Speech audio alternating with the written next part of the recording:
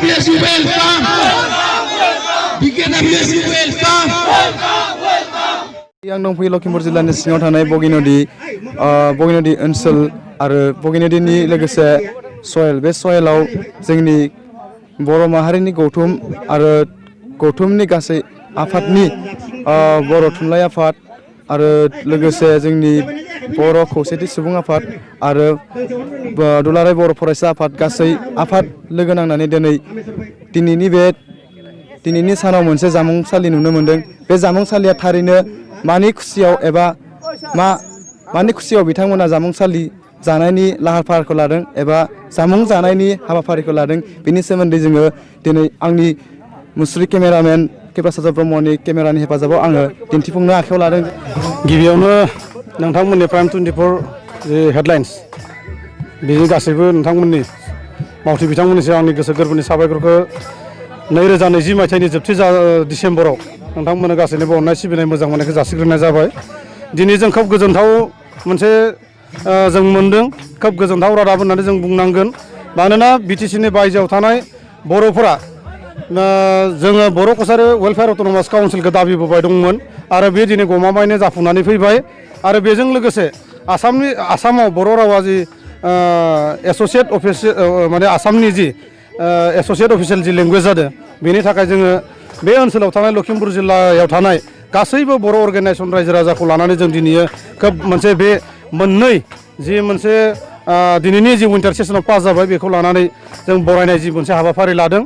दा बे हाबाफारियाव जोंजों लोगोसे लखिमपुर जिल्लानि पेरेन्ट अर्गेनाइजेसन हिसाबै बर' थुनलाइ आफाद दङ, खौसेथि बर' सुबुं आफाद लखिमपुर जिल्ला आरो आनसलिक, बेनि गोबां आनसलिकफोर, दुलाराय बर' आइजो अनसाय आफाद जिल्ला आरो आनसलिकनि बिबानगिरि बिथांमोन दङ, दुलाराय बर' फरायसा आफादनि जिल्ला आरो आनसलिकनि बिबानगिरि बिथांमोन दङ, लोगोसे ब्रह्म धोरोम, बाथौ धोरोम आरो खृष्टान धोरोमनि गासैबो सुबुंफोरा दिनै दैदेनगिरिफोरा दिनै ज' जादों आरो सोब गोजोननाय फोरमायदों। आरो बेजोंनो जोङो दिनै जों रंजानाय मोसाग्लांनाय जाग्लांनाय जि हाबाफारि लादों बे हाबाफारिखौ जों लानाय जादों। लोगोसे जोङो दिनैनि बे हाबाफारिनि गेजेरजों, दिनैनि जथुमनायनि गेजेरजों जोंनि बिटिसिनि बायजोनि बर'फोरनि थाखाय जुजिबोबाय थानाय, नाजाबोबाय थानाय बर'नि सासेल' बारग' एमपि बिस्वजित दैमारि सारखौ जोङो दिनैनि बे जायगानिफ्राय जोङो रोजा रोजा जों साबायखर जों बावनो सानो। आरो बेजों लोगोसे आसामनि गिबि मन्त्रि सर्बानन्द सन'वाल आरो आसामनि जि माने मा होनो बे साहित्य मन्त्रि, सावस्रि मन्त्रि, माने रांखान्थि बिफाननि मन्त्रि डक्टर हिमन्त बिश्व शर्माजों लोगोसे आसामनि जि बिजेपि गभर्नमेन्ट, जों बेखौ दिनैनि समनि गेजेरजों जोङो गोसो गोथारै जों साबायखरखौ बावदों। लोगोसे भारत सरकारनि जि नरेन्द्र मदि दैदेननाय जि माने भारत सरकार, बे भारत सरकारखौबो जों बे जायगानिफ्राय दिनैनि बे समनिफ्राय जोङो साबायखर बावदों। आरो लोगोसे जोङो खौसेथि बर' सुबुं आफादनि जि नाजानाय, खौसेथि बर' सुबुं आफादनि जिल्ला आनसलिक आरो मिरु आफादनि मानाव गेदेर गोख्रों आफादगिरि मिहिनेश्वर बसुमतारी सारखौबो जों दिनैनि बे समनि गेजेरजों लखिमपुर जिल्लानिफ्राय गोसो गोथारै जोङो साबायखर बावनाय जाबाय। गिबियावनो आं नोंथां रादाब बुथुमगिरि प्राइम 24नि नोंथांमोननो आं गोसो गोरबोनिफ्राय साबायखर बावबाय लखिमपुर जिल्ला बर' थुनलाइ आफादनि जानानै। दा दिनैनि बे जाग्लांनायजों लोगोसे जाग्लांनायनि जाहोना बेनो जे जों दिनैनि दिनाव बर' माने बिटिआरनि बाहेरायाव थानाय बर' माहारिनि मैखोम मोनसे गांनाय उखैनाय हास्थायनाया सुस्रांनायनि लामायाव फैदों। बेवहाय बर' कसारि वेलफेयार अट'नमास काउन्सिलनि बिलखौ दिनै आसाम सरकारा एसेमब्लिनि गेजेरजों गनायथि होबाय। आरो लोगोसे एस'सियेट अफिसियेल लेंगुवेजाबो जोंनि बर' रावा दुलाराय आसामावनो सेकेन्ड लेंगुवेज हिसाबै बाहायसिगोन, एस'सियेट अफिसियेल लेंगुवेज हिसाबै बाहायनाय जासिगोन। बिनि थाखाय आरो जोंहा आरो मा गोजोनथाव थाबावनो, जों सानदों जे बे बिलनि गेजेरजों जोंनि गांनाय उखैनाय हास्थायनाय जों लोगोसे दुलाराय बर' माहारिनि मोनसे मैखोम जिउ माने अभाब बा आंखाल बे सुफुंनो हासिगोन।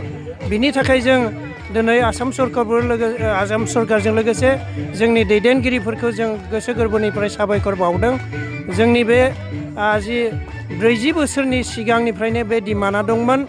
दा नै जोंनि बे डिमान्डआ फुलफिल जाबाय आसाम सरकारा जोंखौ अनदों बिजेपि गभर्नमेन्टआ आरो लोगोसे जोंनि जा दैदेनगिरि इउबिपिआनो हक बायदिसिना अर्गेनाइजेसन एबसुआनो हक बा साहित्य सभायानो हक जोंनि बे जि डिमान्ड बे डिमान्डखौ दिनै जोंनि मोगथां महराव जों मोनबाय बिनि थाखाय जों गोसो गोरबोनिफ्राय सरकारजों लोगोसे रायजो राजा दैदेनगिरि बिथांमोनखौ जों साबायखर बावदों रंजानाय जोंहा मोनसे खुसिनि दिन दिनै गोबां दिननिफ्रायनो नांथाबनानै लाबोनो हानाय बर' कसारि वेलफेयार अट'नमास काउन्सिलनि बिलखौ दिनैहाय सरकारा हगारनानै होनायनि थाखाय जोंनि लखिमपुर जिल्ला दुलाराय बर' थुनलाइ आफादजों लोगोसे मोनफ्रोमबो आफादानो बर' आइजो अनसाय आफाद बर' फरायसा आफाद इउबिपिअ गासिबो लोगो नांनानै मोनसे पिकनिक जानायनि लोगोसेनो जोङो